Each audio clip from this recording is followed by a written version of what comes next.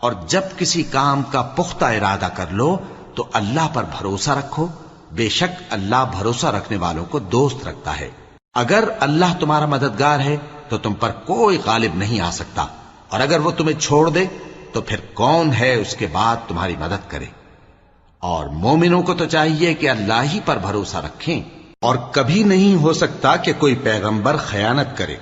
اور خیانت کرنے والوں کو قیامت کے دن خیانت کی ہوئی چیز اللہ کے روبرو لا حاضر کرنی ہوگی،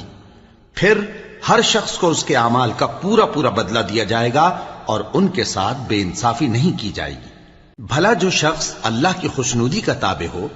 وہ اس شخص کی طرح ہو سکتا ہے جو اللہ کی ناخوشی میں گرفتار ہو، اور جس کا ٹھکانہ دوزخ ہے اور وہ برا ٹھکانہ ہے۔